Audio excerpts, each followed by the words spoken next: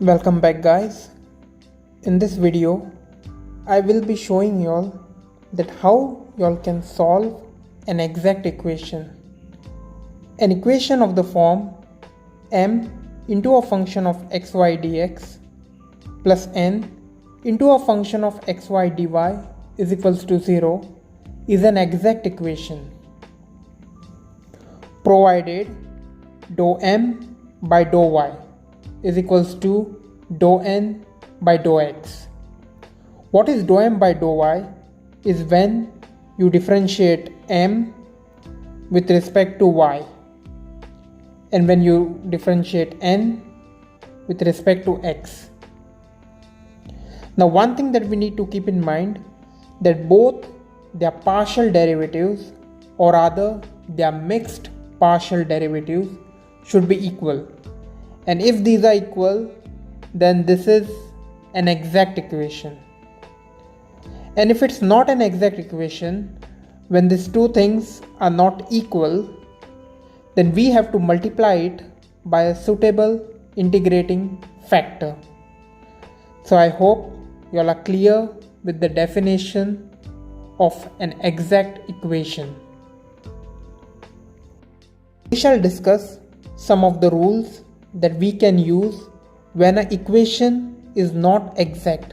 That means their mixed partial derivatives, that is dou m by dou y, is not equal to dou n by dou x. So there are basically 5 methods that we need to use to convert it into an exact equation. And the various methods are basically finding their integrating factors, which are different. So let us focus on method 1. Method 1 can be used when the equation is homogeneous. That is the first condition. And second, when x multiplied by m and the difference between them is y multiplied by n. So xm minus yn should not be equal to 0. Then the integrating factor is given by 1 upon xm minus yn. Basically what happens that when xm minus yn is equal to 0, it is not defined. 1 divided by 0 is something that is not defined. So two conditions: equation should be homogeneous, and second, xm minus yn should not be equal to 0. Then we can use method 1 by multiplying the equation throughout by 1 upon xm minus yn, that is the integrating factor. If the given equation is not homogeneous, or xm minus yn is equals to 0, then we move on to method 2. And in method 2, if I can write the same equation as y into a function of xy dx plus x into another function of xy dy is equals to 0, then the integrating factor is given by 1 upon xm plus yn, provided xm plus yn is not equal to 0. So basically what I am doing in method 2 is just trying to remove y common from the function m and x common from the function n. And I am trying to look if the functions, both the functions, are in terms of xy, and if they are strictly in terms of xy, then we can use method 2, and this we can easily come to know by looking at the equation. Now I move on to method 3, that is dou n by dou x minus dou m by dou y divided by m gives me a function only in terms of y, that is x is eliminated.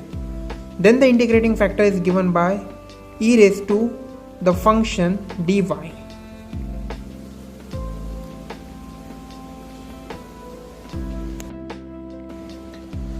Now I move on to method 4, that is dou m by dou y minus dou n by dou x, the whole thing divided by n.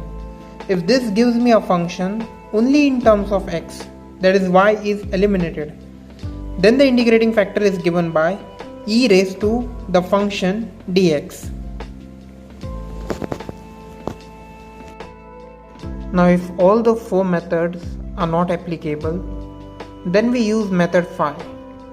And in this method 5, if I can write or express the same equation as x raised to a y raised to b into my dx plus nx dy plus x raised to a prime y raised to b prime m prime y dx plus n prime x dy is equals to 0, then the integrating factor is given by x raised to h y raised to k, where a plus h plus 1 divided by m is equals to b plus k plus 1 divided by n, and a prime plus h plus 1 divided by m prime is equals to b prime plus k plus 1 divided by n prime.